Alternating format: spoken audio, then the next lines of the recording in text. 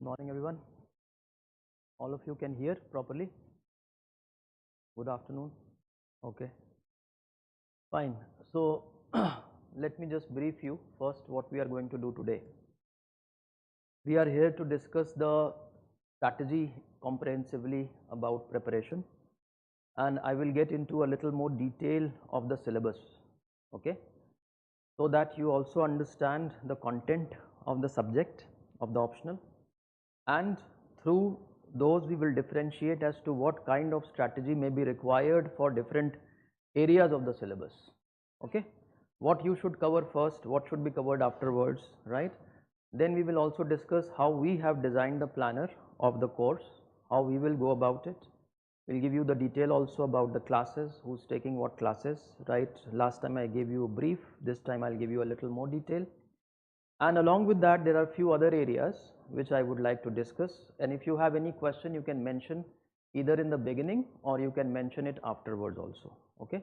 So if you have any question to begin with, what you want to know related to subject or otherwise, anything? No? No questions? But you should have had questions. You should have a lot of questions. Okay, fine. So I will also discuss about like what is the right time to start the preparation. Maybe some of you have already started the preparation, but there are potential students who wants to know this, that when should we start the preparation for the subject, how much time it will take, and how much time to give daily, on daily basis, how much time is required to be given to optional, right? This is the first thing I will discuss, but this I will discuss in brief. Second thing we will discuss is about, we will get into the analysis of the syllabus. We'll try to understand the varying strategy, differential strategy for different areas of the syllabus, okay. Then we will get to know the sources of study, from where to study what. I will also give you a brief about the material which will be given to you, okay.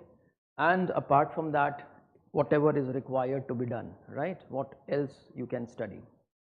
Then the third thing we will get into is about the notes making and updation, as also something about answer writing, right, whatever we will be doing as part of the classes. So I am going to give you a brief of all these things. Chat का वो थोड़ा सा ठीक करो, not visible.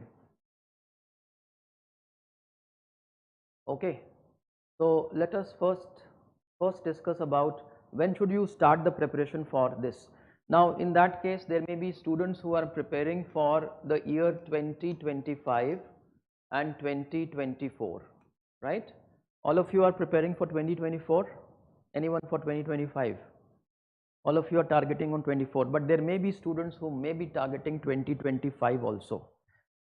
So I suggest that those people who are appearing for 2025, you should not wait for covering the optional next year. If you have already decided that you have to prepare for civil services examination, then you should start with your optional preparation also, okay.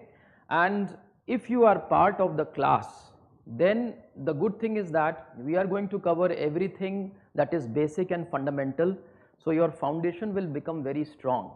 And if you have a very strong foundation in PSIR, then it will help you in all the areas of your general studies also, right. So that would be advantage of those people who are preparing for 2025. If you want to write the exam in 2025, you should start, if you have decided, then please start now, okay. And the classes, if you are joining the classes, it will help you all the more. And those who are preparing for 2024, obviously you don't have now any time left, and you should rather be in the firefighting mode now, okay, because you have how much time? Less than 1 year even for writing the prelims. So from now onwards, for next 5 to 6 months, your optional preparation should be absolutely thorough, so that now you people know that there is much less time between prelim examination and the main examination, right. Within that time frame, you cannot study something all new. You can only do revision. That time is appropriate only for doing the revision. So it is better that you start, if you haven't started, you start now and cover your entire optional with one revision till the end of January. Is that clear? And we have designed the course accordingly. There will be sufficient time for you, like we are not rushing through the syllabus very fast. We have allotted the classes in terms of it is distributed through a period of 5.5 to 6 months, right? So that you get ample amount of time to do practice, revision, answer writing and everything alongside. Is that clear? And which I will explain to you when we will discuss the planner of the class. I will explain everything how you need to go about it. Any question related to this should be sorted, that you cannot waste any more time now if you are preparing for 2024. Is that clear? Any other question related to the timing? How much time do you need to give every day, and how much time is it required for overall preparation of the subject? I think 5 to 6 months is good enough for you to have a very good grasp. I would rather say a comprehensive grasp over the syllabus. And the classes, they will be arranged and the content will be such that you will feel empowered, that you will have a good understanding over the subject. It's just that you have to go in sequence, you have to do everything what we are telling you to do. You have to go back and revise things, whatever we are asking you to cover. You cover that much, mostly from the booklet first, and then maybe from some alternative readings which we will suggest you. Right? So let's say from now onwards, by the end of January, with one revision, you should be completing the entire syllabus of PSIR. And completing the syllabus is good for your general studies, because you know that there is a good amount of overlap with GS in prelims as well as in mains. And if you see this year's prelims questions, so many questions from current affairs were related to IR. And if you have a good understanding, because in IR classes there will be integration, a lot more integration with current affairs, right? In dealing with other countries, multilateral issues will be there, bilateral issues and foreign policy issues, there will be much more integration with the current affairs. So we should prepare it in that manner that it is going to help you either ways in your prelims GS also and mains GS as well, right? So let's say 5 to 6 months, right? So all of you should, show this kind of an allegiance towards the course and the discipline, and be disciplined and do everything possible that we are thorough and we are fully prepared by the end of January as far as optional is concerned.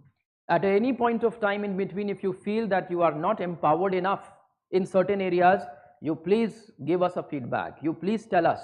We will do everything possible to ensure that you are at ease with all different areas of the syllabus. Okay, I will show you how we are going to cover the classes. We will be covering almost everything in the class except for one particular unit, of which also I will give you a brief framework. Rest of the topic wise syllabus we will be covering in the class itself. Fine. And everyday basis, what you have to do every day is, after doing the classes, you will have to give 1 hour every day to revise those class notes and try to remember the frameworks also on daily basis. Don't leave it, don't think that I will just go back and I will just read through it or just revise it, but no revision is complete until and unless you remember the frameworks. So ensure that on daily basis you are remembering the frameworks also. If not every detail you are remembering, at least the framework you should remember. And the classes will all be arranged in the form of some framework that you will get, right? All those keywords, all those points you should be remembering on daily basis. This will make your task very easy for later on. Is that clear?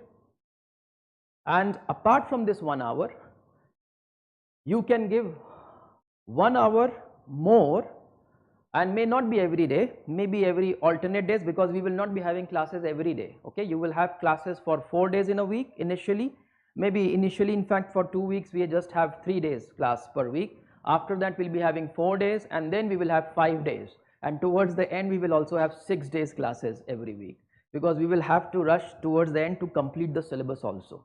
We have already allocated more than 100 sessions here, right? And I think we have allotted in a way that we should be able to finish this syllabus. So even if every alternate days you are giving 1 more hour to cover things from the booklet, okay, then that will help a lot. So whatever topic we have covered in the class, You go back, revise your class notes, try to remember the frameworks as much possible, and then also do it from the booklet. Okay, and if you get extra time after every unit, every topic, I will suggest readings from books also. Readings from books is just that you have to read it, so that you don't have to do anything, like you don't have to make any notes for that from any book. You just have to read things, so that you are reading more elaborate literature also, and things are settling down further. Is that clear? And even if you are not able to focus on the books initially, don't worry, that may happen later also, but you need to focus on the class notes and all the notes that is going to be provided to you. If you are covering the booklets properly and the notes, you will be sufficiently empowered to deal with all the questions in the exam. Is that clear? So on an average, how much time you have to give every day for PSIR? Maximum 2 hours, minimum 1 hour. So 1 to 2 hours every day back at home you will be giving. And if you want to also, maybe at a later stage, say after 15-20 days, when we will start answer writing practice also, then be prepared to give half an hour extra. Okay, for at least writing, let's say 2 answers in a week we should write. Okay, we will give you assignments also. After coverage of particular unit, we will be giving you assignments which will be having a number of questions. Okay, so either that ways you can do, or otherwise also I will tell you the questions on daily basis. Like in the class I will be discussing some questions, question answer structure, and you can go back and practice that. But ensure that in 1 week, every week you are writing at least 2 answers to begin with, and towards later on maybe you can write 3 or 4 answers every week. If you will do this much, trust me, your preparation will be at par with the requirement of UPSC main examination. Have you got this clarity about the time we have to give for the optional on daily basis, overall preparation, and this way you will be able to prepare for your optional in 5 to 6 months, right? Okay.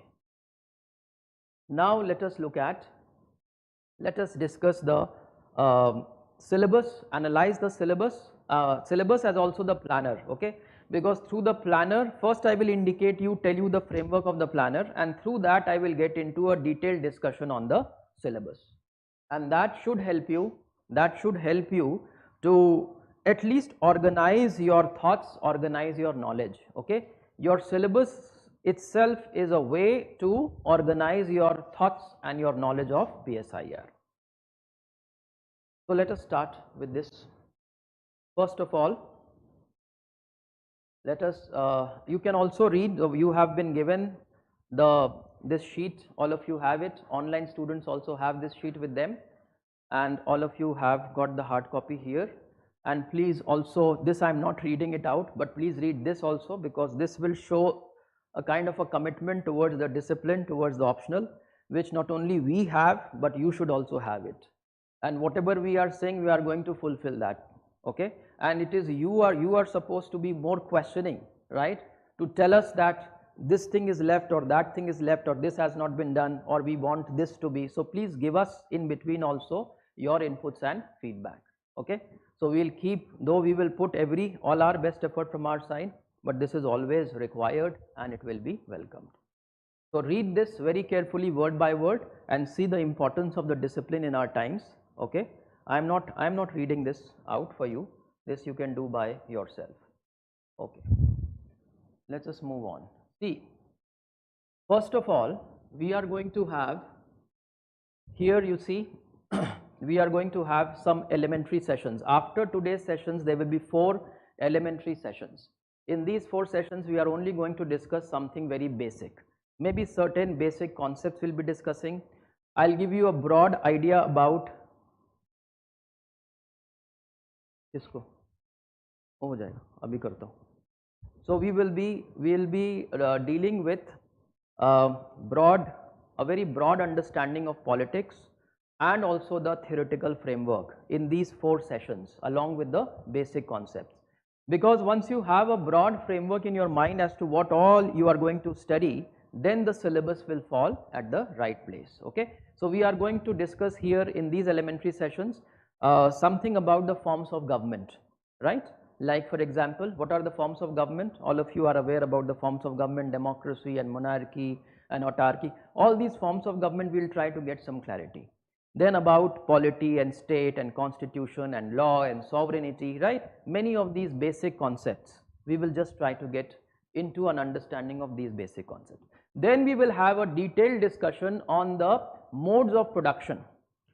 Now, why I discuss this right in the beginning, there is a reason for that. You see, when you are learning a social science, it is very important for us to understand the evolution of the world, how the world has become what it is today. Because today's politics, whatever is unfolding, whether it is in the domestic affair or whether it is happening at the global level or at the international level, whatever is happening today is the making of the past, right? Things have slowly evolved into what the world has become like this today. And if you have to understand and also observe the phenomena in detail and try to understand what social phenomena are unfolding, then it is important to understand their causes also. And the best way to do that is to understand some ideas of Karl Marx. So from the discussion of Karl Marx, I will pick up the discussion on the modes of production, and we will discuss that right in the beginning in the elementary session itself. Because the modes of production, how society was earlier and how the society has changed over the period of time and how politics has evolved, how the forms of government has changed, right? What all different forms of government evolved at different times. If we have a broad understanding of this, historical evolution of politics, it will be very easy to relate with everything we are going to discuss in detail afterwards. Is that point clear? And later on when I will discuss Karl Marx, there I will then not discuss the modes of production, because modes of production I will discuss in the elementary session itself. Because Karl Marx, you know that it's a very broad set of idea, right? It's very comprehensive. There are so many things to be discussed about Karl Marx. So we can focus into more detailed aspects afterwards when we will discuss Karl Marx, right? So this modes of production, and we will also have some discussion on theories, some discussion on basic concepts related to theories. For example, like if I ask you, what do you mean by a discipline, right? What is a discipline? Or what you call as political science.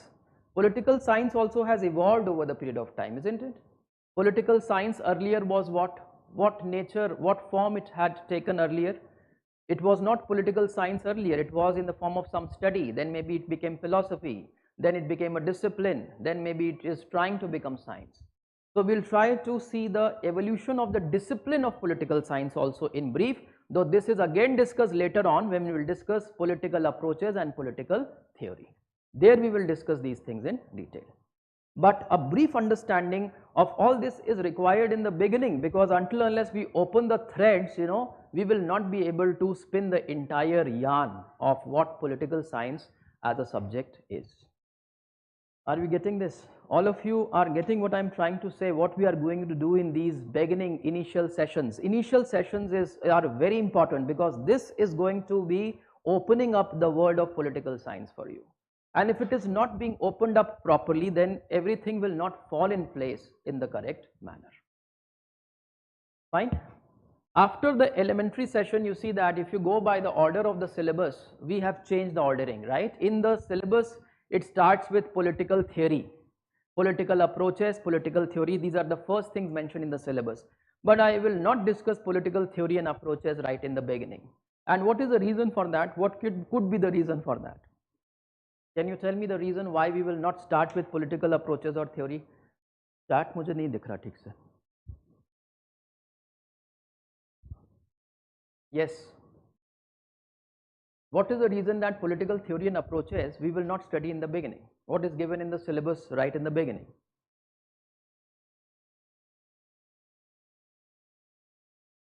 Because they have similar ideology, okay? Theories.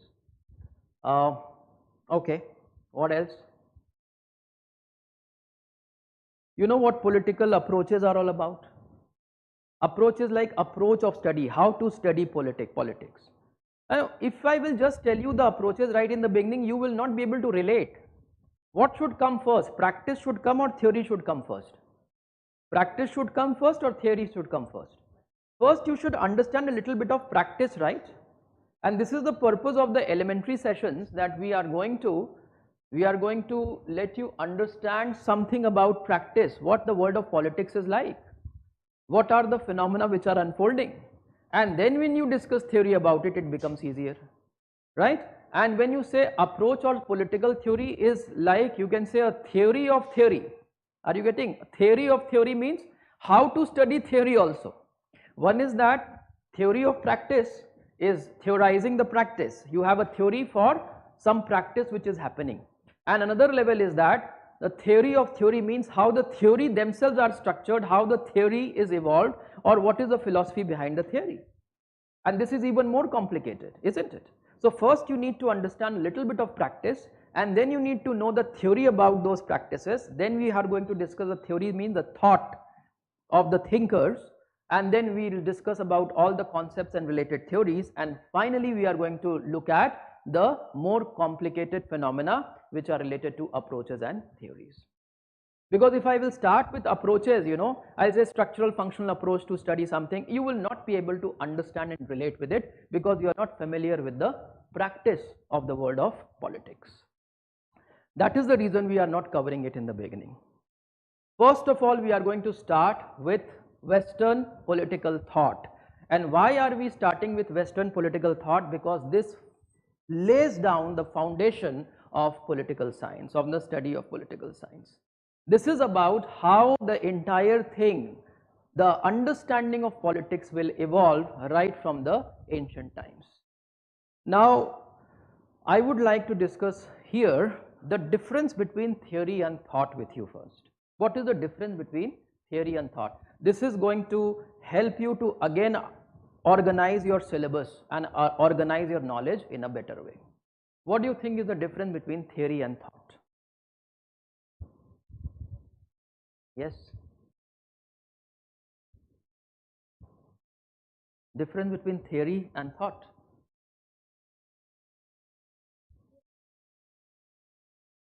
Okay. Thought is an idea and theory is what? Thought is like a practice. No, it is some idea related to the practice.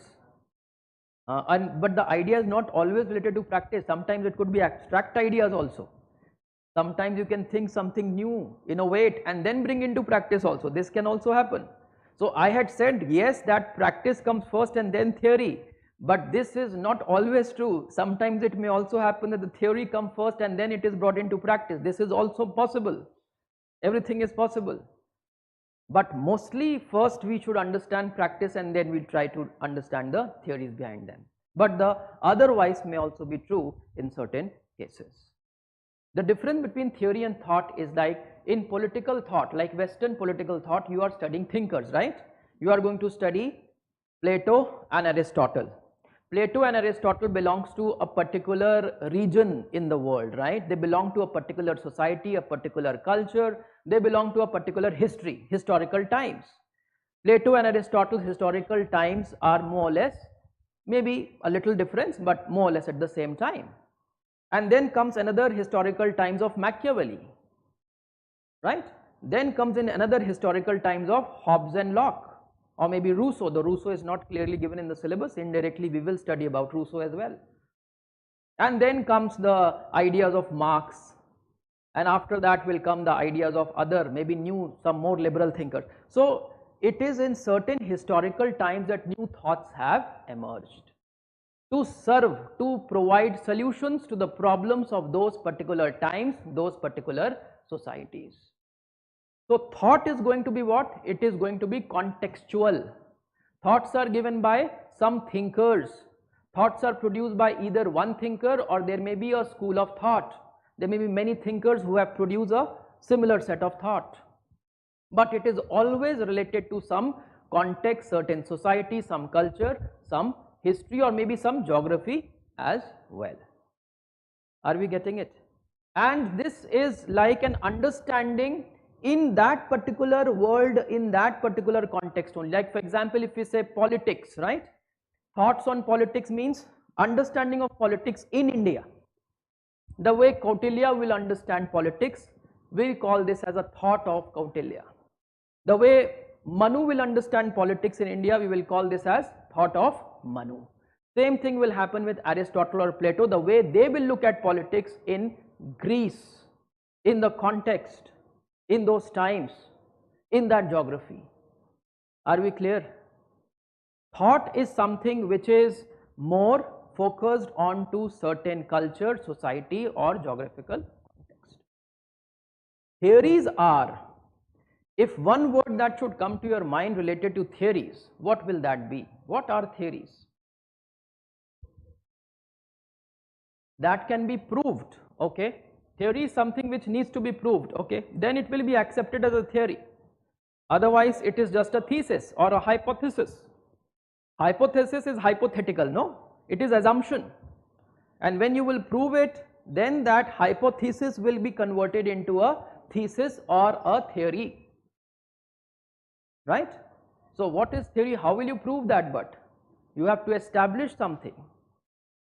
When a theory becomes a theory, when you will prove it, but on what basis are you proving it? By experiments, okay? There may be many different ways of doing it, but theory, the purpose of theory is to generalize. Theory is for the purpose of generalization. Generalization means that how generally you will solve a particular problem. Right? Plato had in thought you are only providing solution in a particular context for those times and for that geography or culture, but theories will give general solutions.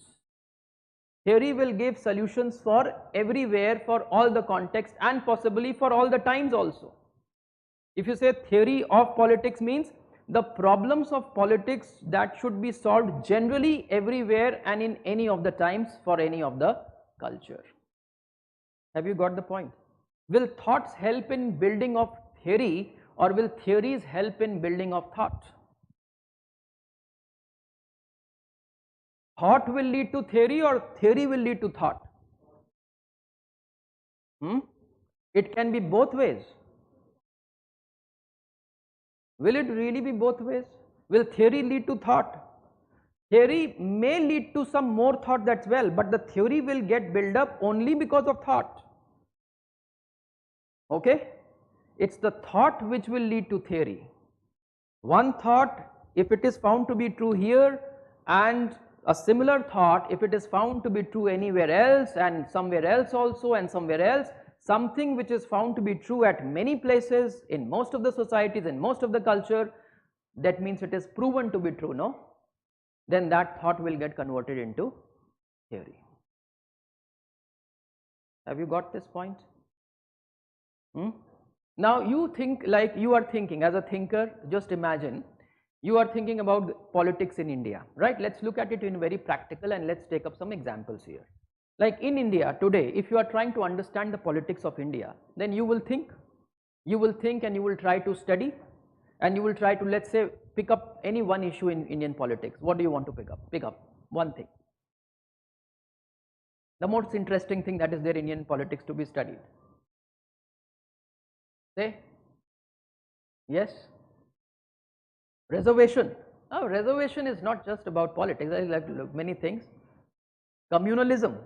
Communalism is again, they come up with something more which is only related to politics. Now, we can take these examples also, reservation and communalism and all. That again has more, it's like all the examples you people are giving are more social. I just want from the word, let's say political party. No, instability is very general. Political? Multi-party system. Yeah, this is what you are saying. Yeah, so if you are studying, focusing on multi-party system in India and you are thinking about to analyze, right? So you are going to think about, okay, what is the problem of the multi-party system in India and what are its solutions? It's the way you will look at it, right, to this problem, and you will come up with certain thoughts on the multi-party system. But this will not become theory. When will it become theory? When you will study some other society also, some other country, their multi-party system also, when you will study one more and many different societies or countries and their multi-party system, and then you come with a general solution that how the problem of multi-party system can be solved in any of the society or the world, then that will be called as a theory on multi-party system. Have you got the point? So on any of the concept you can have thought.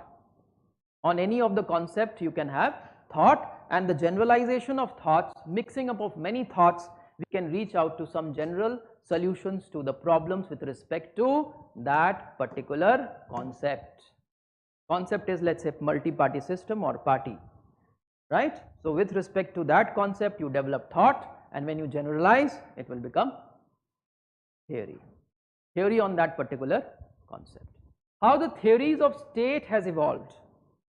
How the theories of state, how have they evolved? Like we have some theory of state, right, in the syllabus. I am just giving you a brief, then we will analyze it further. You know, you will easily grasp the entire syllabus then. Yes, theory of state. What all theory we have? We have a liberal theory, we have a Marxist theory, right? So how these theories of state has evolved? The state theory has evolved by study of state in different societies in different contexts. Like Plato has given his idea of state, his idea of ideal state, right? Aristotle will give his idea of state, Machiavelli will give his idea of state. These are thought related to state, isn't it? Of thinkers, these are thought. Then of course the liberal thinkers will give their thoughts related to state, okay? And when you try to connect the same set of, like from one perspective, when you are looking and picking up the thought of many, like for example, if we pick up something from Plato, right, idea of state, something from Marx, something from Hegel, there may be some commonality there, what they have talked about state.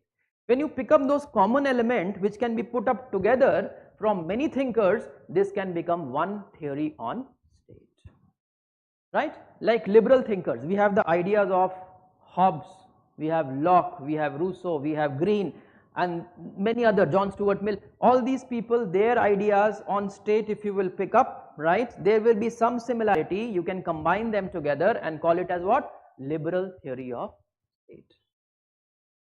So aggregation of thoughts or generalization of thoughts will lead to development of theory.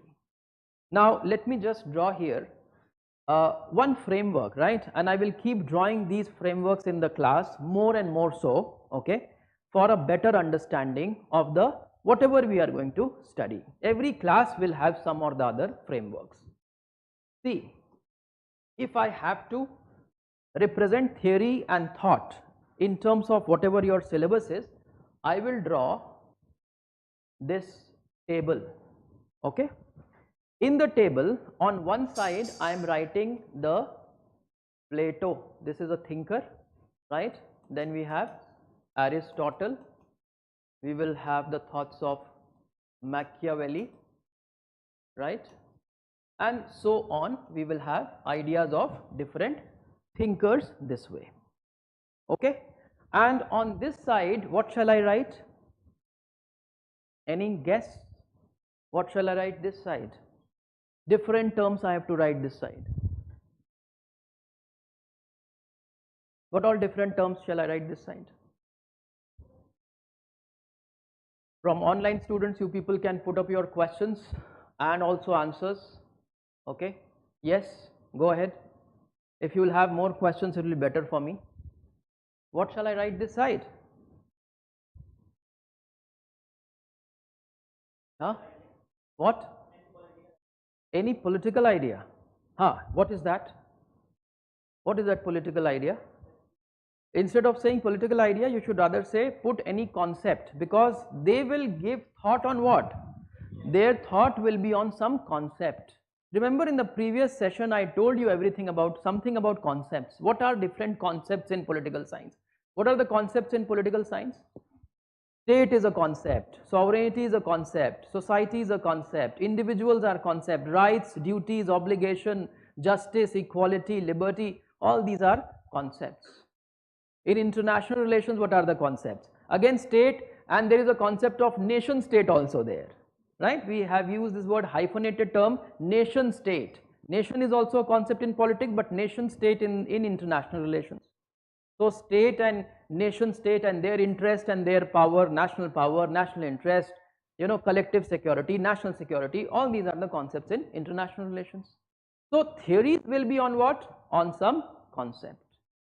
So this side I will write the concept, let's say state. Next will be, let's say, sovereignty, right?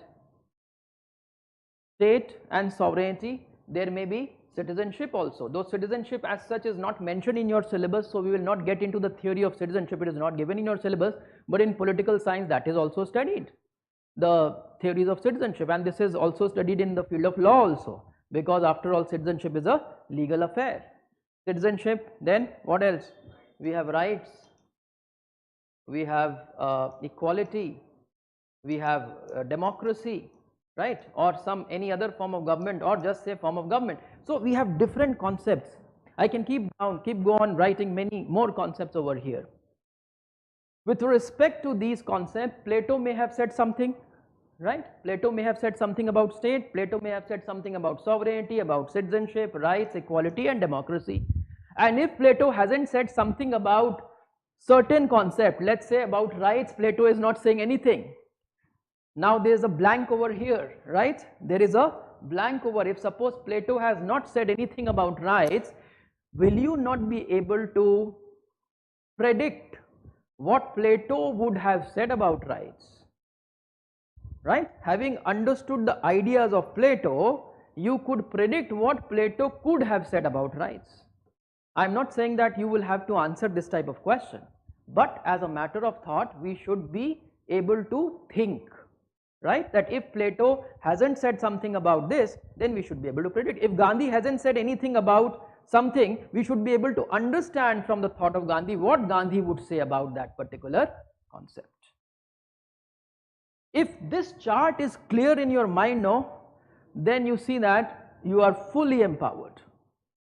If this chart is clear in the sense that you understand exactly all the concept and who has said what about that particular concept, everything is clear to us,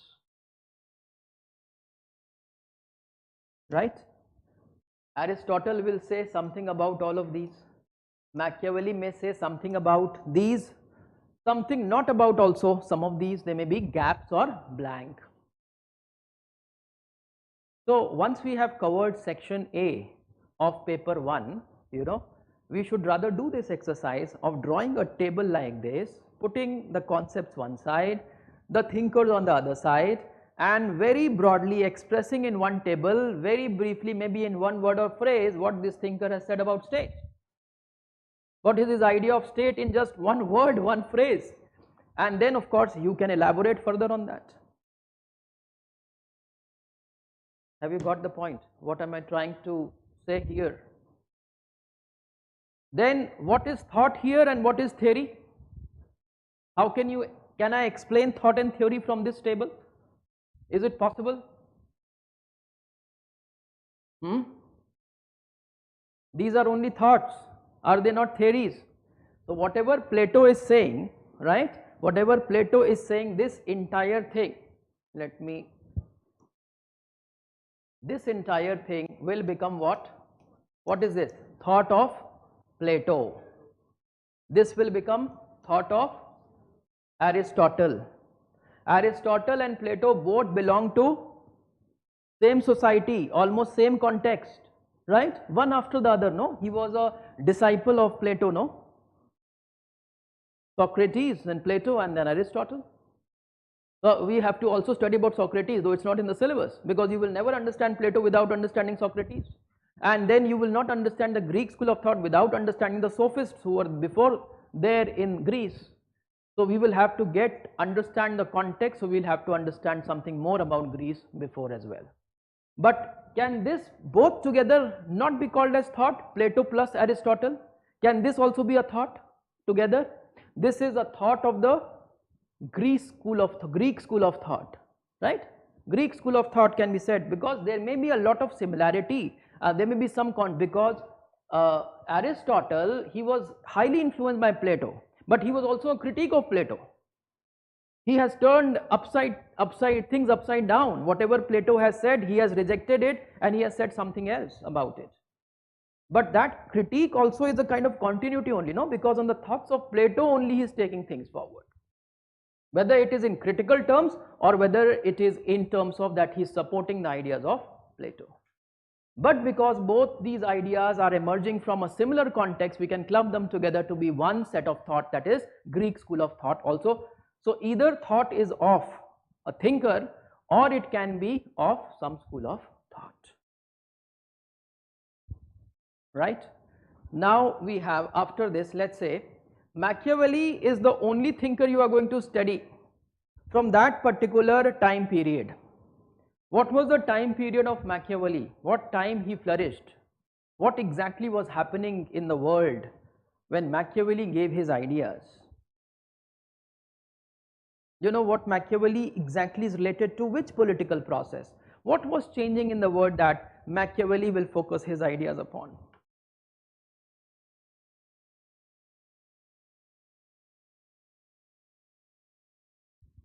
Yes, that was a time when the smaller societies or territories were becoming bigger nation. It was the era of when nations were becoming important and there was expansion of territory, you know.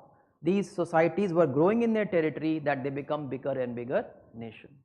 And for the stability of the nation, a strong state is required. Machiavelli also was influenced by the process of Renaissance. Renaissance had already started.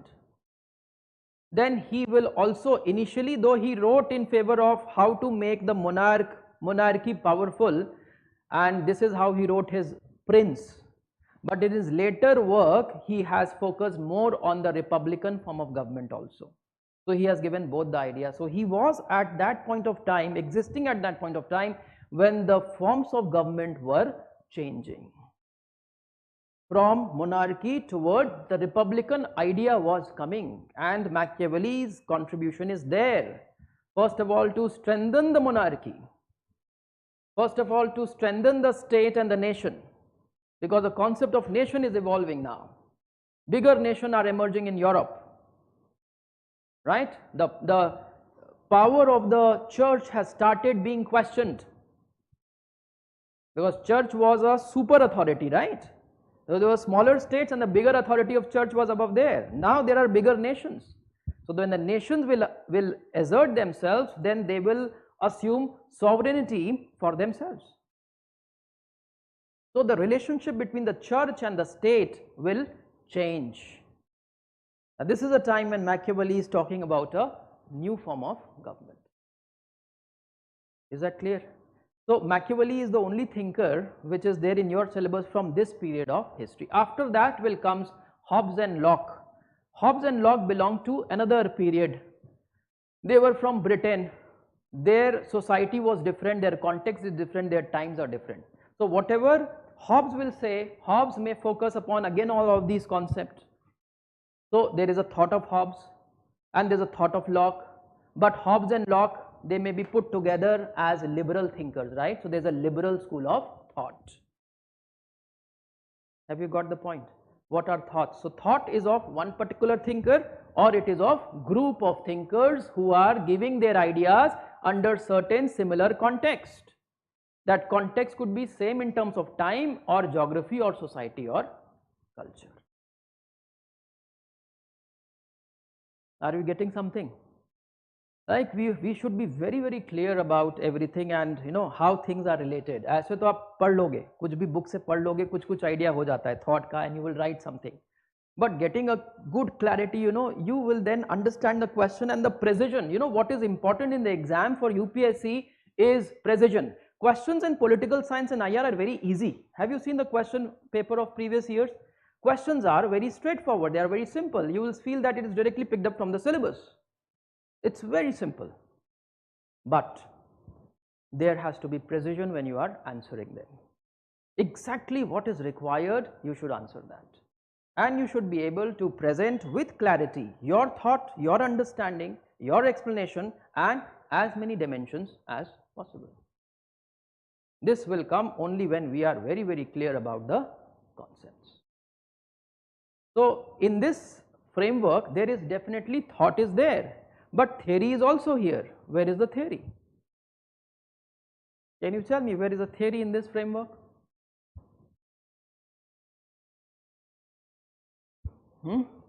What? These are theories only? No, these are not theories. What are theories? If I have to mark the theories also in this, how shall I mark? Whatever has been said about one concept and generalized. Plato says something about state, and Machiavelli says something about state, and Hobbes and Locke says something about state.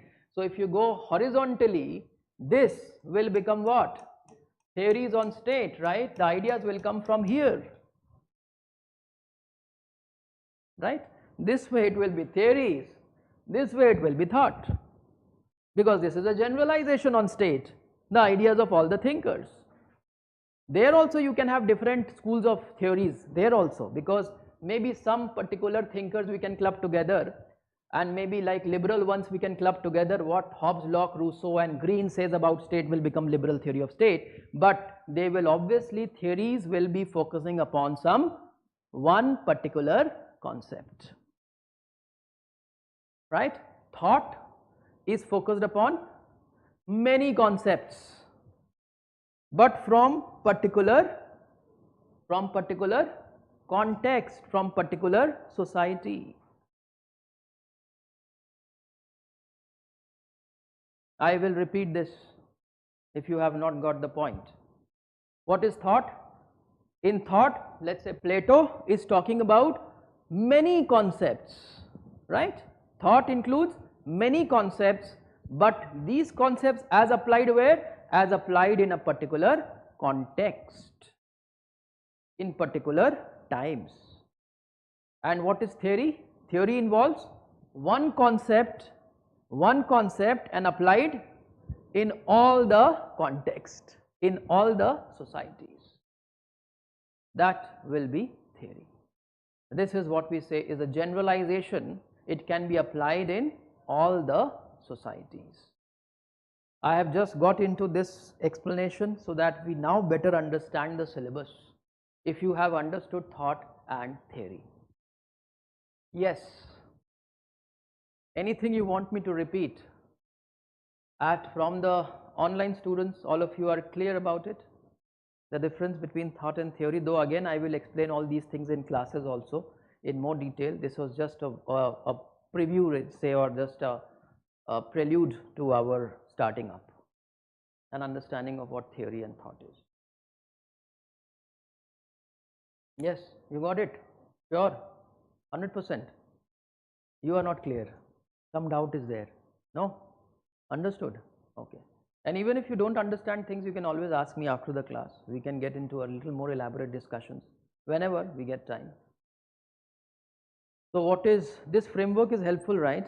If you develop a framework like this, you know, you say entire section A you just put in one paper, right, for remembering. And once you remember like one word, okay, what Aristotle has said about state, okay, his idea is this, and then I can easily elaborate what all he said about state.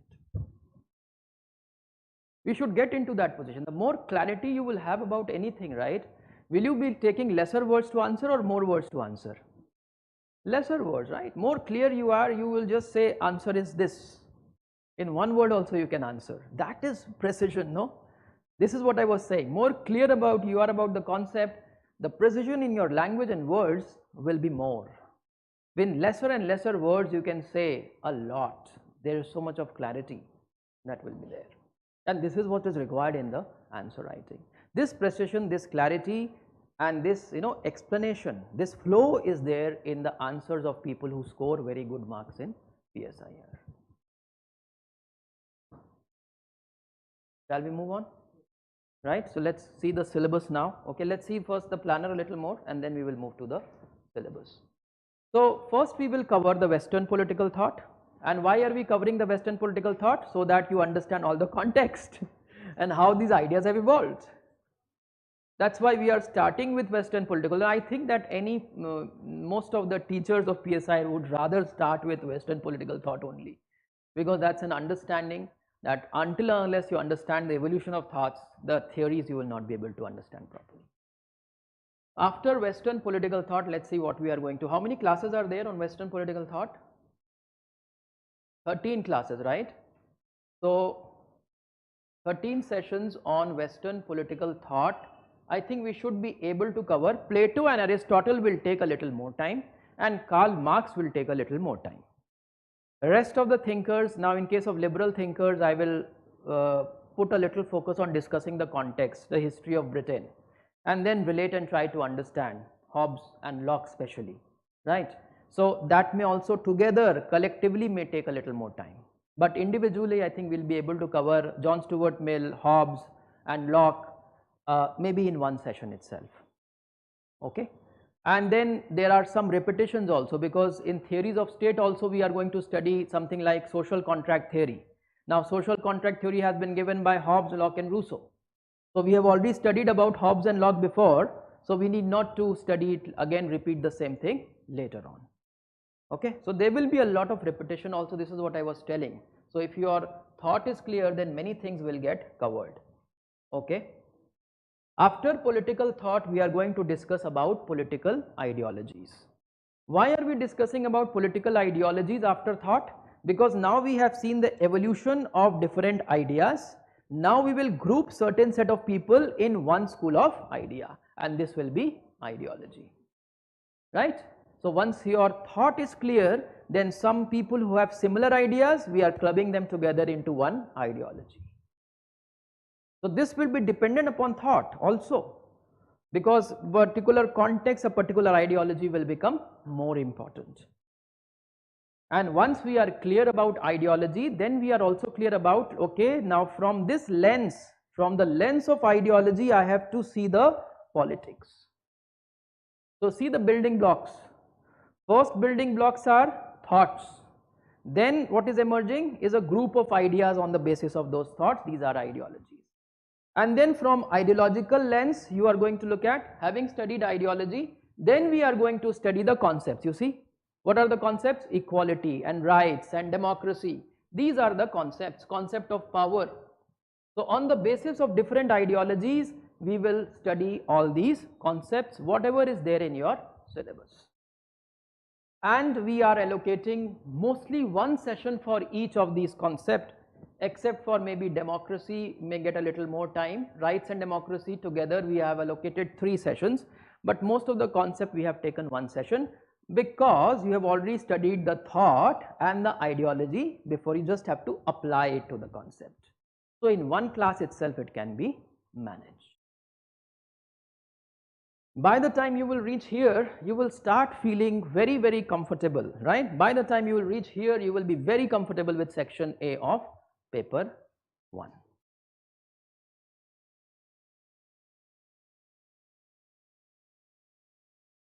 Just like India, in India also we have different types of political ideology. Yes, that's right. Does it harm other political ideologies means? BJP has one particular ideology, then? No, I didn't get the question. You have to repeat the question. You are saying that political ideologies, are they harmful also? Is that the question? Political ideologies may be good and they also have their flip side. There may be problems also which they are not able to address, right? Because ideology is looking at the problem from a particular, from the lens.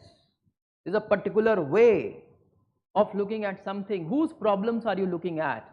Like for example, if you are thinking about the problems of the labor class or the lower section in the society, problems of the poor, then maybe the problems of the better off is neglected. If you focus too much on the problems of the agricultural laborers, you may neglect the problems of the industrial workers, right? So different ideologies will focus, will look at differently with respect to any problem. So they will have different solutions, and they will not have holistic solutions. They may be solving some problem, they may be creating some problem also. There may be something good in every ideology, there may be something not so good in every ideology. That's a good question now. Now he is saying that how ideologies can become theory. Is it possible that an ideology can become theory? It is very difficult for an ideology to become theory because it is difficult to generalize, because you are looking only from one particular perspective, but it is possible to develop a theory. So this is a kind of question I am looking at. You will start asking these questions like difference between ideology and philosophy and theory and science, what are the differences? Now everything is not going to get clear of course today. This is what I say we will discuss more in the later classes on political theories and approaches. What is the difference between political philosophy, political science and political theory, and then maybe political ideology? What is the difference between ideology and then political culture? So culture, ideology, philosophy, all these terms, what are the differences? That clarity we will get. Okay, but good that we are starting up with these questions at least, right? Questions should be there. Okay, so once we are through with this, then you see we have 2 sessions on political theory, right? In political theory, then we will try to understand what is theory, what is this, is whatever I've said just no. Now we will, this is like say, it's like a understanding what theory is, right? Or you say it's like a theory of theory. Next level, understanding what all different types of theory, what approaches are there to study the theories, what is the relationship between all the terms which I just said. Your question itself will get answered in political theory. Like what exactly political theory is, how it has evolved, and how from thought or philosophy we have reached here. And then these political theory, are they becoming science? How will it become science? Is it right to call political science as a science? Is it correct? Are you getting? Political science is a new discipline or an old discipline? What is the difference between sociology and political science in terms of their evolution? Which one is older and which one is new? Sociology is a study of society. It seems as if it would be older, but it's a very new discipline. It has come after modernization. In fact, sociology as a discipline is a product of the modern world. Okay, and political science was in existence right from the beginning, from the ancient times. Sociology was not being studied then, because sociology is the scientific study of the society. Political science is also scientific study of politics, but this scientific study of politics became scientific over the period of time. Earlier it was political philosophy as it started. Now you will not understand everything, because I will have to explain to you what exactly is philosophy and then what is the difference with science. Then we will understand this, and then we will see the evolution of political theories. Right?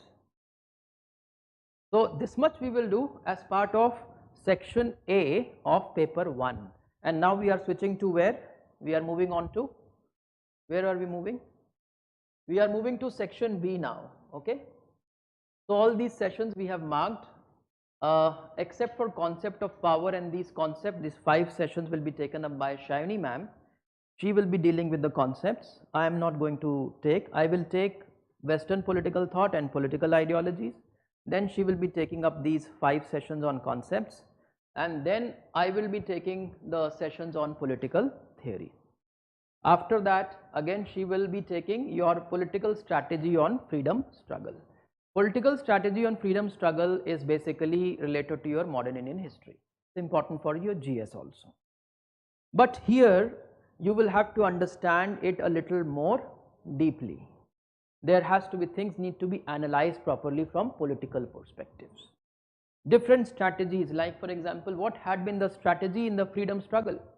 What different strategies were there in the freedom struggle? What different strategies were there in the freedom struggle?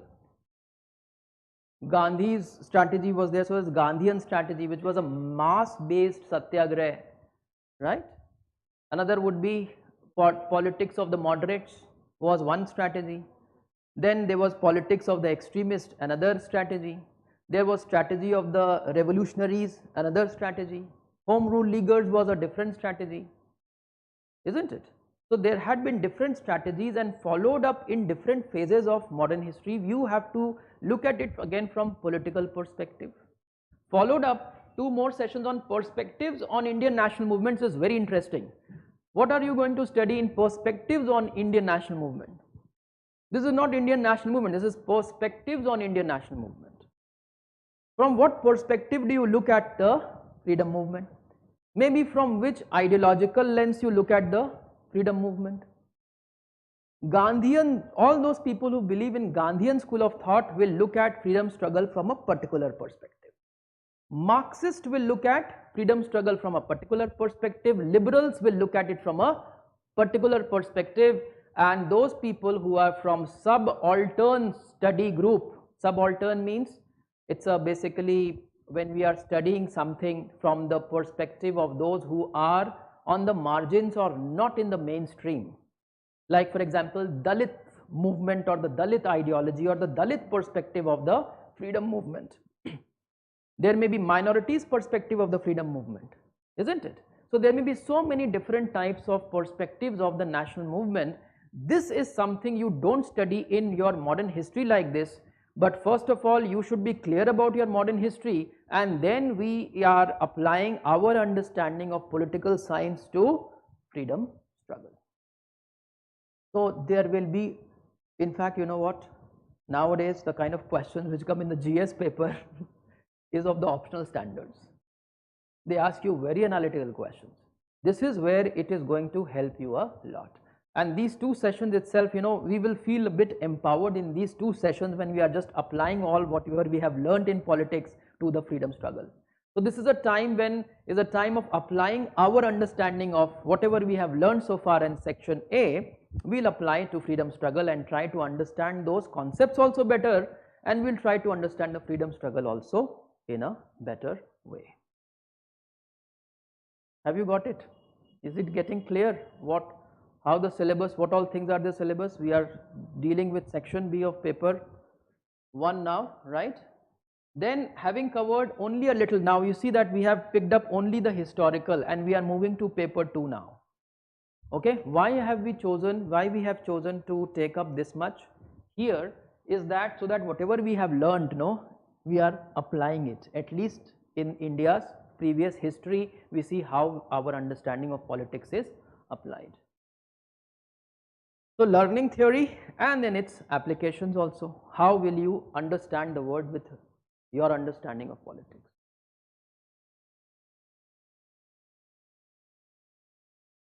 Why are we not taking up Indian political thought? Those thinkers are there, but then that is kind of Indian political thought will be a kind of revision for you. Okay, it will be a kind of a revision for you, because again you will have to revisit certain ideas, but from the Indian perspective.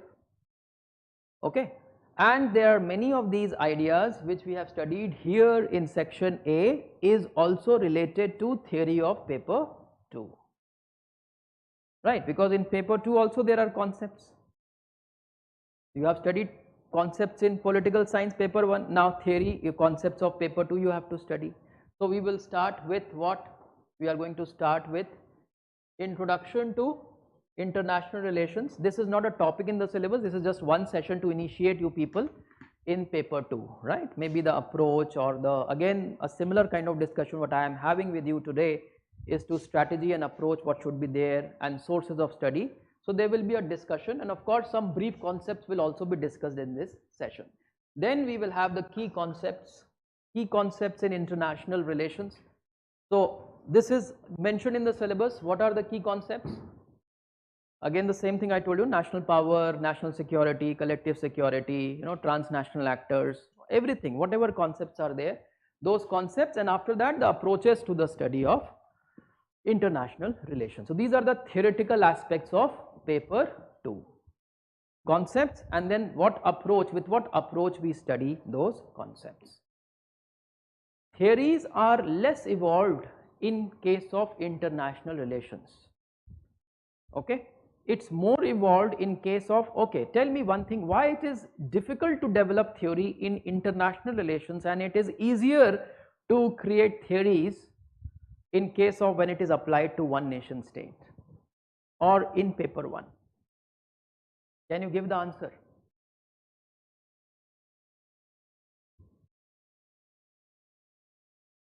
Have you got my question? Have you people got my? Why is it difficult to develop theory in international relations in comparison to developing a theory in politics? Hmm? Hmm. Because international relations you have to generalize even more, no? Something which has to be true in all the nation state. In politics you may not test all the nation state, you may test just few also.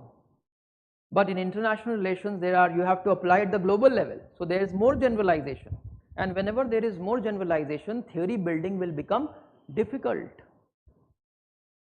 But still there are, of course, these ideas are there, these approaches, these concepts, they relate to, this is what the theories of international relations are. Clear? Next will be the application. Whatever we have studied so far, their application in understanding the changing international political order. Okay, changing international political order. 4 sessions on these. What are you going to study in this changing international political order? Can you divide this into different phases? What you have to study in international politics or in international relations? Bipolar, unipolar world. Why don't we divide into phases first? First phase will be, I had mentioned this in the previous session also, if you remember that. I had mentioned this. Yeah, prior to World War, yes.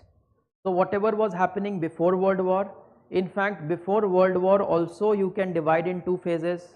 Maybe you can start with from post-industrial revolution, right? This entire time till the First World War. Then something which is happening between the First and the Second World War, interwar periods as we call them, because the First World War ended with the establishment of League of Nations, it had failed, and the Second World War ended with the formation of United Nations. So what was happening in the interwar period, this also needs to be understood, because international relations evolved a lot in the interwar period. And then after the end of the Second World War, what starts? The Cold War. So there will be Cold War politics, right? This is the 3rd phase, and then the 4th phase will be post, will be globalization, and thereafter how the world politics is changing.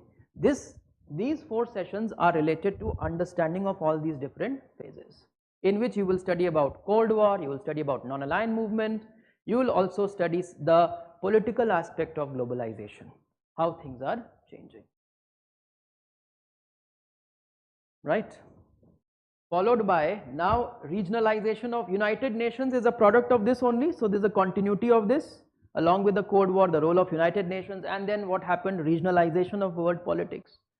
And once we have covered this much, we have covered substantial area of paper 2 also in terms of issues, the broad issues which were there in the international relations and the broad theories there.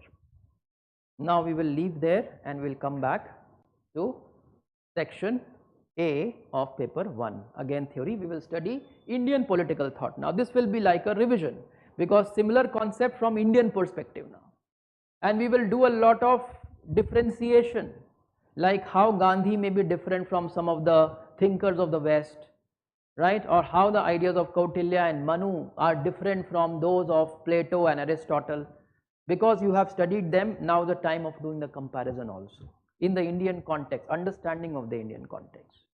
So in Indian political thought, what all thinkers are there, and why certain thinkers have been chosen to be studied in Indian political thought. Why is it that a particular thinker qualifies to be there in the syllabus of UPSC? Have you got the question? Savarkar, is he there? He is not there, but he may also be there because he is a different idea. No, you never know, like if BJP is there for power for a long time, and Savarkar will come in the syllabus of Indian political thought. It may happen, right? There has to be different perspectives, like we have Manu and Kautilya. Kautilya and Manu's ideas are also very different from each other, because one is realist and other was more idealist. So their ideas are very different, but still some similarity in their ideas also. There is a lot of similarity in fact in the idea of Manu and Kautilya, and there is a lot of difference also.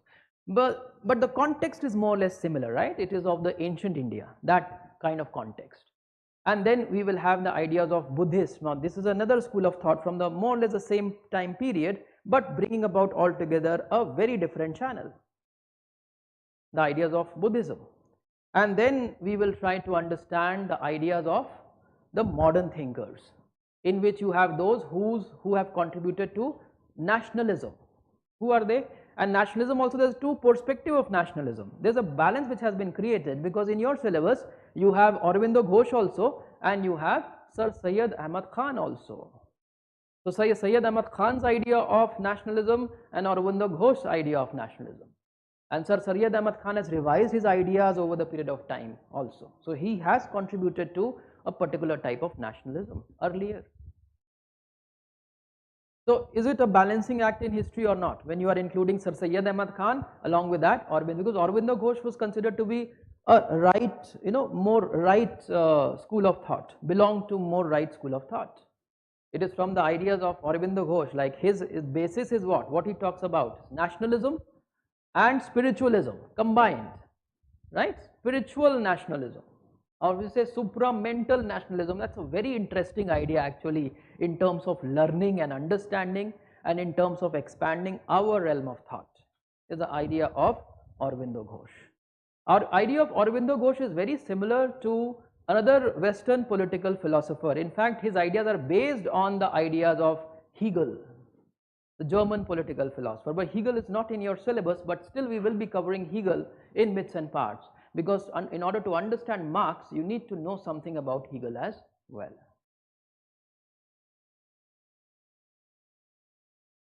Then we have what in your Indian political thought? We have Gandhi, right? And we have M.N. Roy. M.N. Roy is because of now it's an ideological balance. The left idea, how it originated, the Gandhi idea, how it originated, the nationalist idea, how it originated. So all different streams of ideas are there in your syllabus in Indian political thought.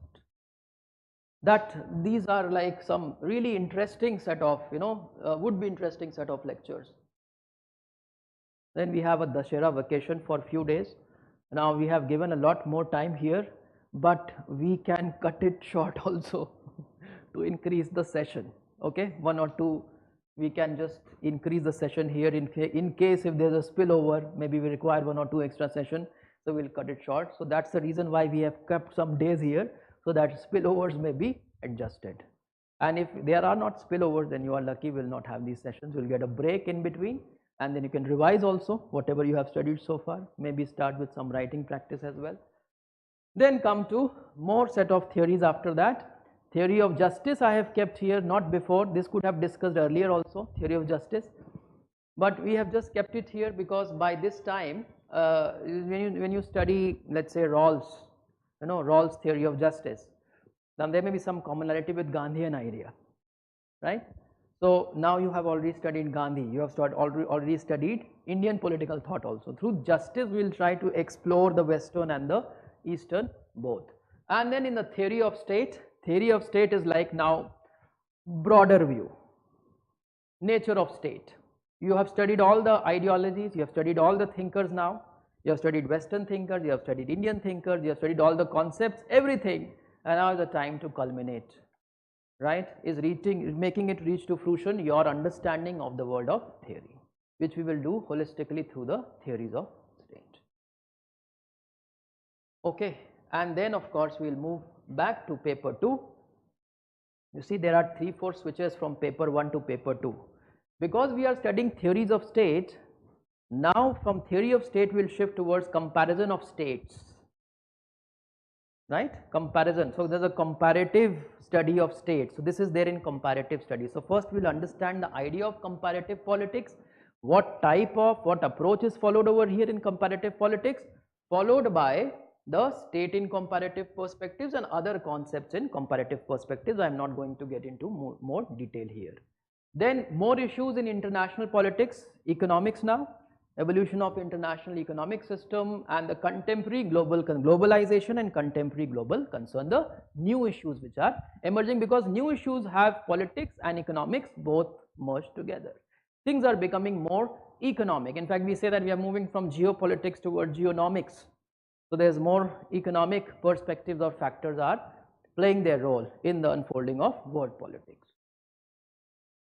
And then of course you will have everything about Indian foreign policy. What do you study about foreign policy first? This is again important for your GS papers as well, foreign policy issues. But then here you have to study in more detail, you have to study more backgrounding, the stories of the earlier times, how things have emerged, the relationships with different countries. Backgrounding is very important here. What you would study first in the foreign policy? We are going to study about, like, India is following what principles to determine its foreign policy, right? And have the principles also changed? Have the principles also changed over the period of time? Or have they remained the same as it is? Have the principles changed? The nature has changed slightly, of course the principles have changed, but many principles remain the same. There is an independence. What has remained the same is India's perception of the word politics from an independent viewpoint. We always wanted our decisions to be independent of whatever is happening in the world. Of course it is related to whatever is happening in the world, but it will not get influenced by any power blocks or any world power. So we try to strive on what? Independence in foreign policy. And this is a continuity, because non-aligned movement was all about what NAM was all about. Non-aligned movement essentially was about independence of foreign policy. That is the fundamental expression, that we will not be bogged down by any of the foreign powers or any of the blocks. And this independence of foreign policy is what is still persisting, what is still continuing in our vision, world vision, and for our national vision of how to deal with the world. Right? You will say time and again everyone is talking about independence of foreign policy, even though we are questioning the relevance of NAM today, even if the NAM is not relevant, but the independence of this philosophy or this policy of independence of foreign policy is something which India will always focus upon. Because, and why so? Why do we require independence in our foreign policy? Not to be influenced by any power, no power influence. Why? And there's only one answer to this.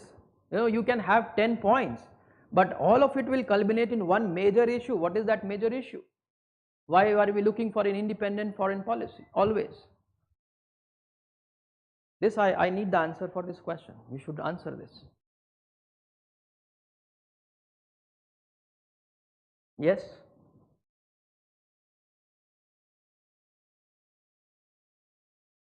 This you should answer. Chat nahi aa raha yaar.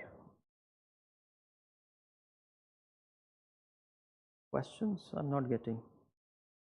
I don't know. ठीक है, कोई नहीं. Yes. Sovereign country is fine. I mean, every country is sovereign that ways. But for us, independence of foreign policy is much more important. What could be the reason?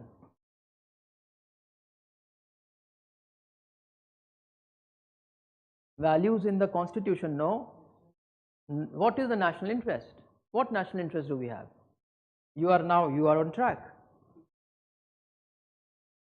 Look at the problems and the complexities, complexities that we are resolving in our country. Because of diversity, because of social problems, because of underdevelopment and poverty and marginalization and instability, because of all this, we require stable world. If our region will not be stable, then we will not be able to do development, no. We will not be able to deal with poverty and other issues. That's why India has been talking about world peace, and that's why we don't want any power influence to be here in our region also. Right? We say that no world power should interfere in our affairs over here, and we want to follow what? Independent foreign policy for that reason. This has been the consistent stand of India in all NAM summits, wherever we have been making. Even after that, we continue. Of course, the phrases have changed, the expressions have changed in the global world. After globalization, The language of foreign policy has changed, the phrases have changed, but many values and ideas and the basis of foreign policy remains the same. Are we getting it? Non-aligned movement may not be relevant today, but some of the ideas on the basis of which NAM was there, those bases are still relevant. So we have changed our language and expression, but we are still following certain basic principles. And this is what diplomacy is all about, is saying the same thing in different languages, in different context, isn't it? That's what for good foreign policy or diplomacy is all about, without changing the idea as much. But of course also adjusting to the realities of the changing national interests that we have today for our country. Clear? Okay, so that's all. I'm not going to discuss this in detail. Let us now look at the whatever leftover areas. I'll just quickly give you a brief. Leftover areas will be in section B of paper 1, and that will be Indian government and politics. Now these are the areas which you have already studied in Indian polity. Many of these, like for example, salient features of the constitution, right? Preamble, and then you have about the relationship among the organs of the government, judiciary versus parliament. These issues you have already studied in your Indian polity, but we will have sessions on these from a different perspective, because we have to discuss politics in these institutions here. When I will discuss the president, I am not going to discuss in detail the powers and functions, because you have already studied in your Indian polity. We are going to look at, discuss President of India from political perspectives. Like election of the President of India, I was telling you, we are going to look at what politics is involved. Or we will compare different presidents of India in terms of what were their traits as leaders, or what kind of politics have they contributed, or what kind of vision or policy influences were there, if there be any of these presidents. What was their political stances on issues? On that basis, we will determine, okay, how this president is different from the other. What was the difference between Dr. Radhakrishnan and Dr. Rajendra Prasad and President, let's say Venkatraman or K.R. Narayanan? What was the difference? And what was the difference between President Kalam or maybe the later presidents? So we will see how the phase wise how it is changing.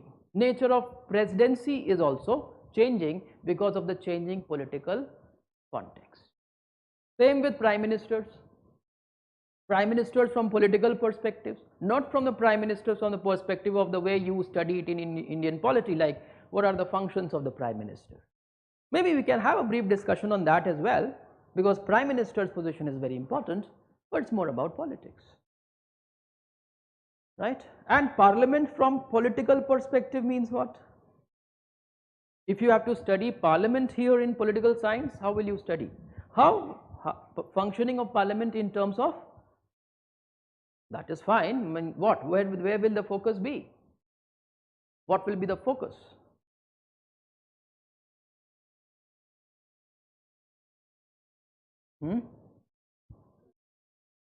Two houses.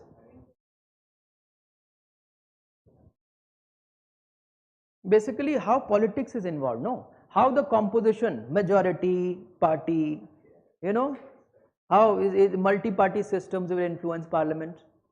Earlier there was domination of one party, then the working of parliament would be something.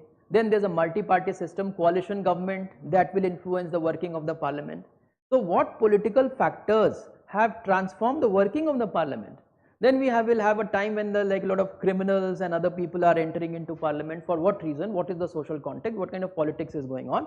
That parliament's working has changed. So basically what politics is there in the parliament? Right? It's not just about the formal functions of parliament. It's not about the composition of Lok Sabha and Raj Sabha. This you are studying in Indian polity, no? So here why would we waste time in studying those things which you are studying in Indian polity? And at the most we will have one session on this where we are covering all these things, nothing more. And this is something which is where the class becomes important, because where will you study this from otherwise? Where will you study? Section B of paper 1 is difficult to be studied from books. Section A you can easily study from books also, but section B the material is not available. We will give you that material, but still the perspectives and frameworks are important because there is so much, there is a lot of stories there, and we have to knit that everything all together in one framework, I mean different frameworks on different topics.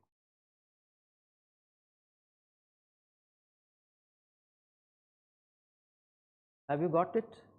And then of course the further related issues, whether it is of federalism or social movements or the local governments.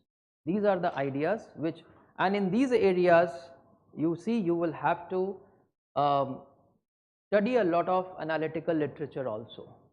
You have to study a lot of articles also, especially in section B of paper 1 you will have to study a lot of articles, either of the newspapers or some articles we will be circulating also over the, once the syllabus will get over, we will keep circulating, we will make you people join some groups also, and we will keep circulating certain things over there which you should keep following, which will you will add to section B of paper 1.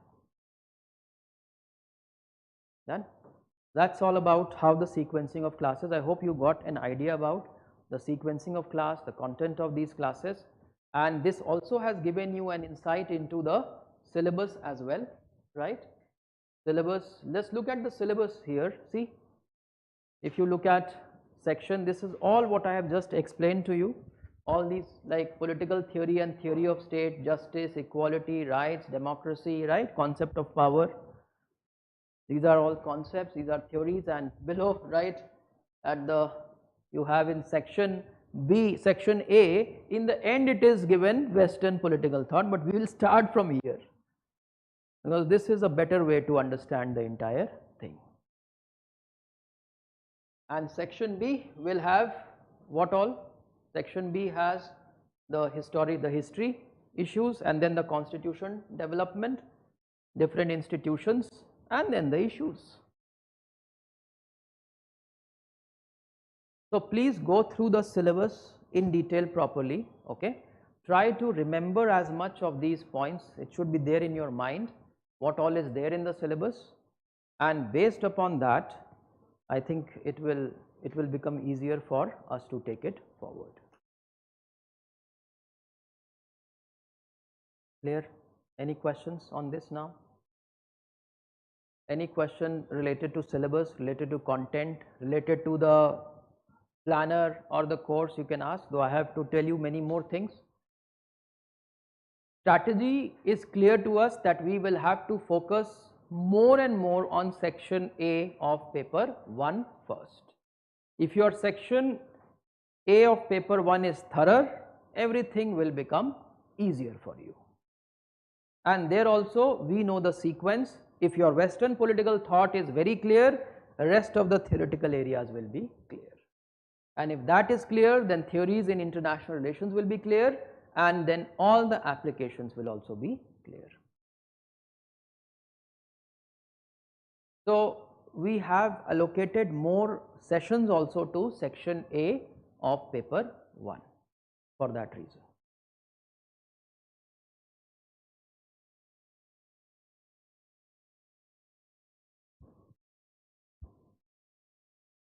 Okay.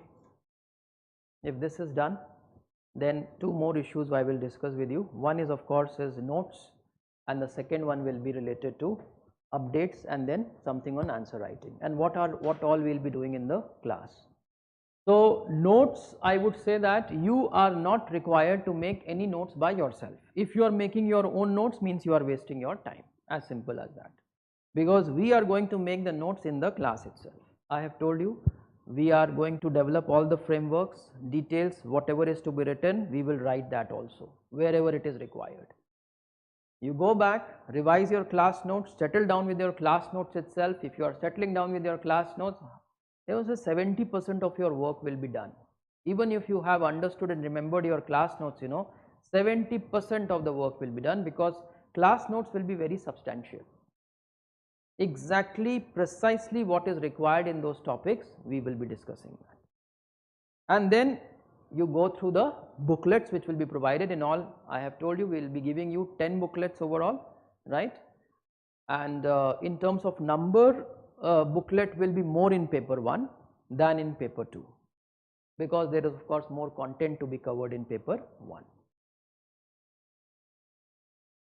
And after every topic and every chapter, either you should do two things. Once you are making the notes, then one side of your notebook you should leave one column so that you can add something later on there, and after every chapter also 1 or 2 pages you should leave so that you can do some updates afterward, right? And updates from where? What will you study?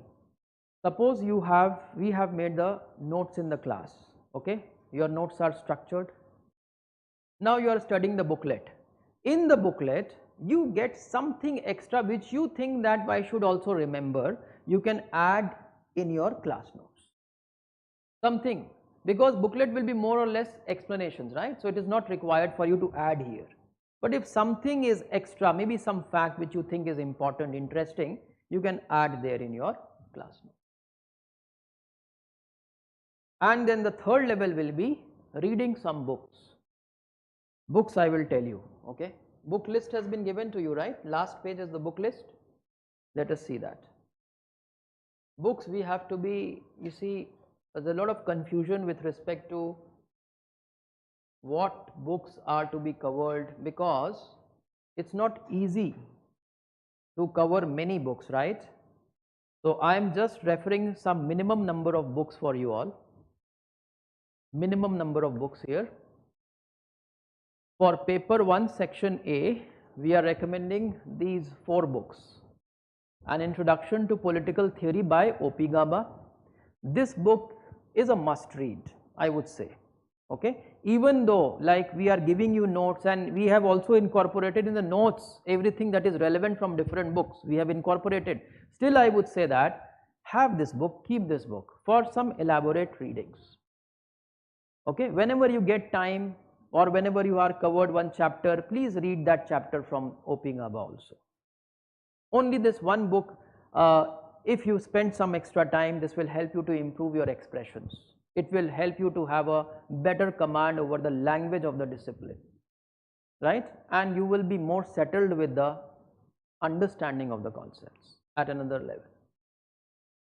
But again, I would say that it's not a must, but preferably as much time you get, you can spare there.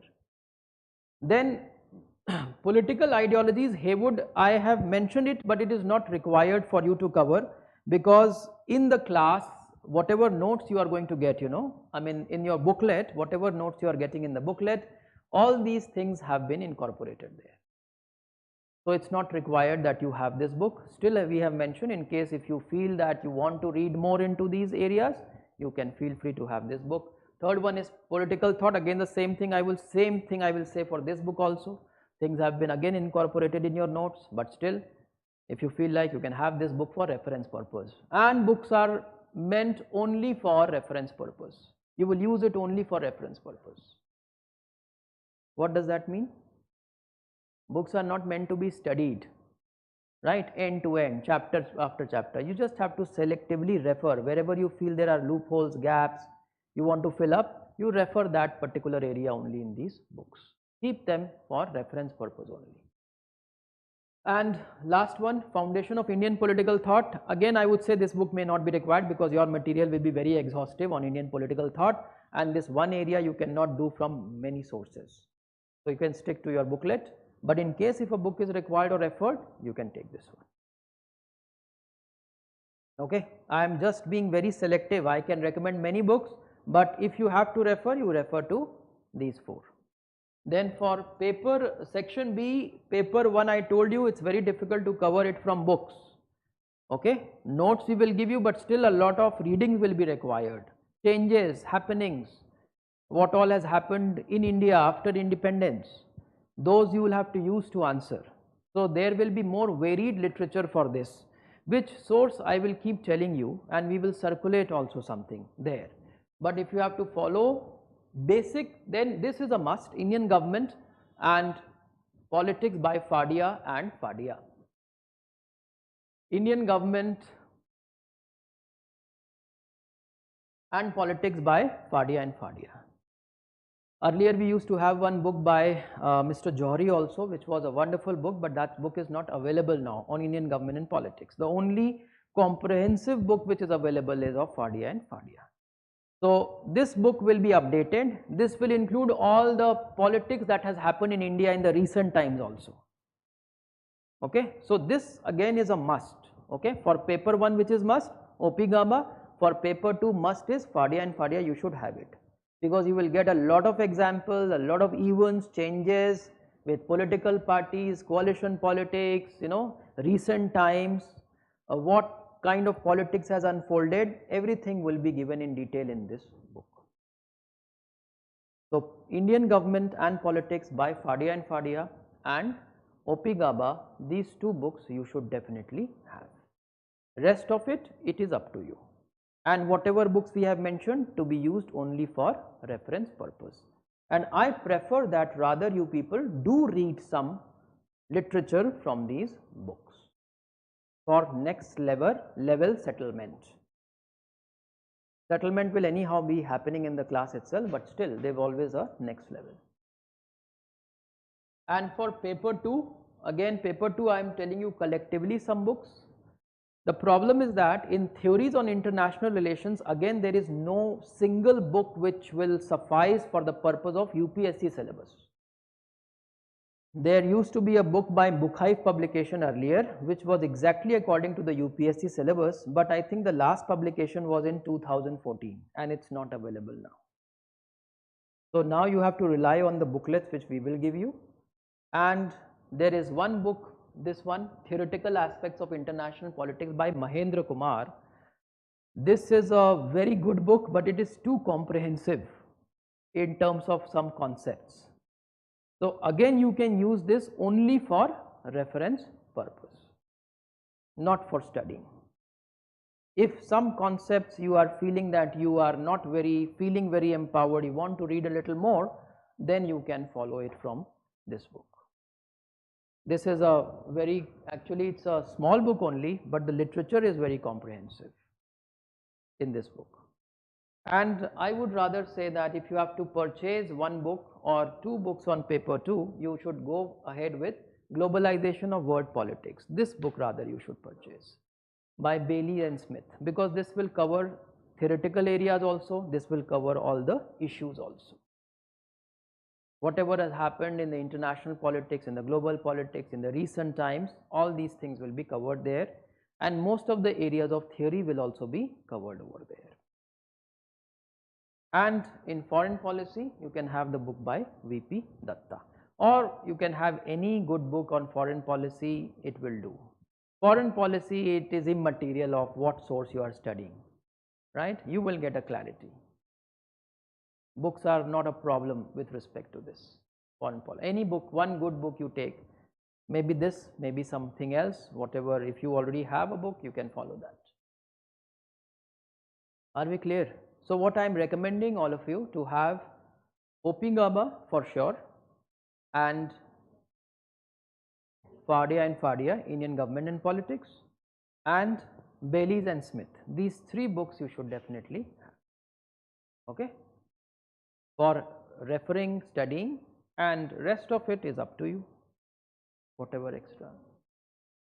Andrew Haywood's Global Politics and this one, Bailey's and Smith, both of them you can take either of them, but I prefer Bailey's and Smith more than, because in Andrew Haywood's book there are certain areas which is getting into too detail, and maybe certain areas are not covered also, as it is covered in Bailey's and Smith. Bailey's and Smith is better.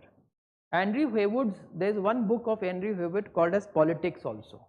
I have not mentioned here, but again for reference purpose, if you want to have Andrew Haywood's Politics, that's actually a good book. It's a very good book. So for basics and concepts, if you want to refer, you can refer. I can just see that book, at least go through the index and see what all is there, if it could be of any help. But I am just telling you that you have these three books along with whatever we will be doing in the class. Clear? Any questions you have? And other students, online students, if you have any questions, you can ask. Then last point, I'll just come to the last point, and that is of answer writing. What are we going to do in the class? What do you expect?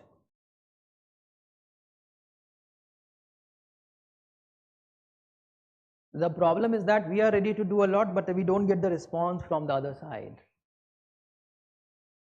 Like you people will, I will give you assignments or answers, but you people, all of you will not be interested in writing. Very few may be interested in writing. And when we give the test, very few people will be writing the test. See, if you are serious about this affair, that you have to thoroughly prepare yourself, then you have to do everything what we are telling you to do. Then you take the assignments and tests also seriously. क्योंकि अभी अगर आप improve नहीं करोगे, then when will you improve? If he will give you the test now to write, if you will not write it, then how will you get an evaluation? Right? No, we will be there to help you even after the course is over. That's there. But why don't we utilize this time itself? Okay. So what we will do in the class is after every topic, right? After every topic or after every unit, either ways, the way it helps us, we will be discussing in detail the previous year's questions in the class. Okay. Some of the questions which are difficult questions, I will discuss in the class in detail with structure. Some of them I will give you as assignment also. That first you structure, come to the class, then we will discuss in detail the structure. The ones which are not difficult, that we will just go through and I will explain you the question. And if you want to structure it further, you can do it by yourself. But the difficult questions we will structure as many of them in the class itself, and we would almost go through all the previous year's questions, so that you are able to see that whatever you are studying, you are able to answer all the questions of the previous years. Then we will be giving you some assignments based upon these discussions. Some of the answer structure collectively, after units, 1 unit or 2 unit is covered, we will be giving you an assignment. Those assignments, some time frame will be given, you will have to submit those assignments. And after a particular section, ideally speaking, we should have had 4 tests, but you people have to be prepared for appearing 1 test for every section. Once a major area of a section is over, we will have 1 test.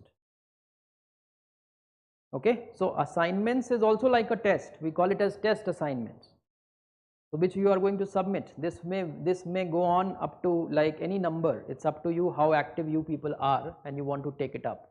I minimum want at least such 10 assignments to be conducted, and each having 5, 6 or 7 questions. So you will be writing at least these around 40 to 50 answers, and along with that 4 tests which will have more questions. And in the end, if you want to write full-fledged test also for paper 1 and paper 2, I mean, we would rather like you to write that, revise it, maybe by the end of January, do a revision, come back and appear for 2 full-fledged tests, so that you feel like having a command over the subject. Okay, I am confused between PSIR, anthropology. I have interest in PSIR, but I don't know. You have to decide. How can I tell you that? You have to go through the syllabus, see what you are more interested in. I mean, I see that political science and IR, it makes more sense in terms of when you are covering the GS syllabus, because anthropology syllabus will not be as handy in terms of helping you in case of GS syllabus. Anthropology is an optional, is doing fairly well otherwise. People are, and PSIR, all of you know that is doing very well indeed. So you decide what subject you want to take. I mean, it's all about interest should be the prime factor. I repeat this again. Earlier also I had said this. See where your interest lies, see the syllabus, what will you take more interest in studying, and accordingly you can decide. I mean, I don't think like politics could be of less interest to anyone. It's always interesting. It's very interesting, and in fact the more deeper you understand politics, you know, is even more interesting. because many times we look at only it in from some narrow perspective, but when you look at the broader picture, get into the issues of why certain things happen or how it is related to 10 other things happening at the same time, then the story becomes more interesting and we actually understand the story also properly. Otherwise there's always a very selective readings, very selective reading, a selective understanding of what is unfolding in the world. And that's how I can tell you very frankly, like I may have studied subjects one after the other, but the kind of insight which political science gives, right, in order to understand things is something which doesn't come by other disciplines. And I was telling you, it's like I give you a macro picture. Sociology as a discipline may be about society, which is related to some more foundational issue that is also there. But when it comes to giving a macro view overall, then political science helps much more. And public administration is, again, if you are interested in the details of things, then that subject is very interesting. Sociology is very interesting if you are more interested in understanding the issues which are there in the society, the fundamentals there and how things originated. So all the subjects are interesting. I mean, it's you who have to decide. Anyone else who's confused with the optional? You are convinced, all of you, PSIR? What about you? You have still not decided? Yeah, decided. You have studied PSIR before? No? Okay. You have decided PSIR. You were also confused, no, last time? Before? Okay. I am getting confused then. Confusing you with someone else. Yeah. So answer writing, will it happen? Will you be open to do a lot of answer writing? No, I see people are still not very, like, you are already reluctant, huh? What? No, you have to. You just don't put your best, just put your effort. Start doing it. Slowly it will become better. Start doing it. Okay. Anything else you wanted me to discuss? Have you got something like approach of what shall be our approach, where shall we focus more, and in the syllabus, and how we have to go about with theory and thought? Is that clear? Anything else? Any question if you have, you can ask me. Today's class, one thing you have to take back is the difference between theory and thought, and the difference between how the two are related with each other. That framework which I discussed.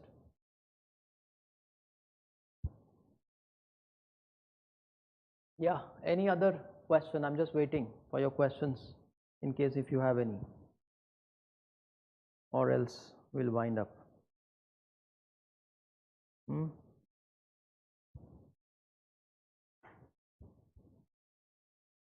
So today we are not supposed to discuss anything substantial of the syllabus as such. It was just a general session about orienting you with respect to syllabus and the planner.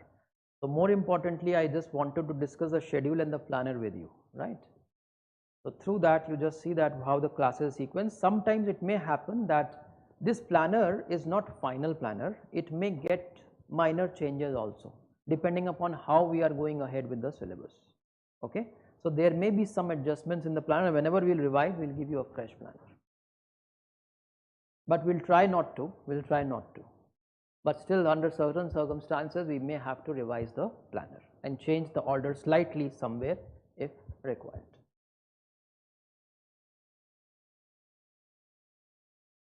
Before? No, that's not possible. That's not possible. And maybe we will see what is possible, but let's start first. First, let's cover substantial area of the theory and see where we are standing. Yeah, you can do that. You can always discuss things separately also, anytime. Done? Shall we wind up? Okay then, thank you so much for joining. And duration of this batch, I think all of you may not have, I don't know if all of you, especially the online students, if you have received the planner or not. If you haven't received the planner, I mean, you will get it, and the duration of the batch is mentioned there. it is going till January, right? But there are some vacations in between. Okay, so it's good that we have more stretched period, so you will be a bit relaxed, and we will be, you know, for a little longer we'll be together, so that you are at comfort, at your comfort. It will be easier for you. We will not just not rushing, and even if it is required to increase 5-6 sessions, we will do that. If it is required, we'll increase the session, but at no cost it is going to be less than 103 sessions, whatever is mentioned. Minimum that much will be there. Maximum 4 or 5 sessions if required, we'll stretch. Duration of the class will be 2.5 hours. Everything is mentioned in the planner. So we'll have from 1 to 3:30. Okay, are you people okay with the idea of slightly adjusting the timing of the classes? Will you be okay with that? Because sometime we may have to start, let's say, at 1:30 or 2 also. Do you have any class in the evening or before this? Before this, some of you have? No, no one has a class. But some people may have, but still there may be slight, sometimes half an hour before or later, we might have to adjust sometime. Okay, though we'll try to stick to this. We'll try to stick to this. And for online students, let me just make it very clear that all of you will be getting the recorded lectures available for some time. I mean, some time means some decent amount of time, because you are not here and you cannot clear your doubts or ask questions separately, and you people will not have that access, offline students, because I am here available after and before the classes. Mostly it is better that you come up with your doubt before the class. It will be better, because I will try to come a little earlier, so before the class I may take your doubts. After the class also I can take some of your doubts, okay, if there be any.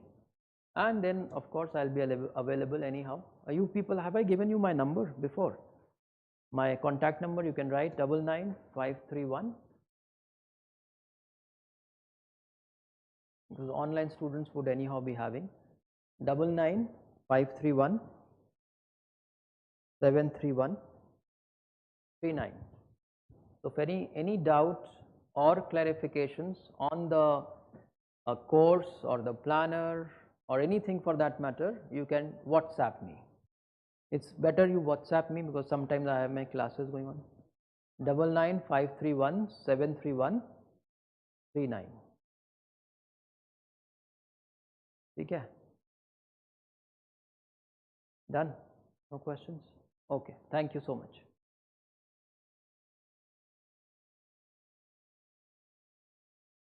I told you what we'll discuss in elementary classes, some basic concepts, modes of production, evolution of the ideas, evolution of politics.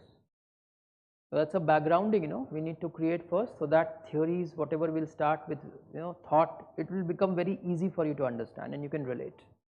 That's the purpose of elementary classes. Are very important. Don't think that we are not starting with the syllabus, so let me miss these classes. Don't think that. They are very important. Don't miss classes. Don't miss classes.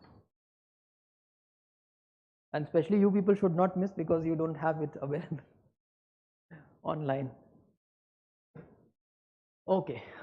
Duration of this batch is, how much time is it, like 6 months? 6 months around. But then there's a lot of gaps in between. There are 2-3 times when you have some vacations, 5 days, 6 days. We have increased, right from the beginning we have kept a little more sessions, because I know that it will always escalate.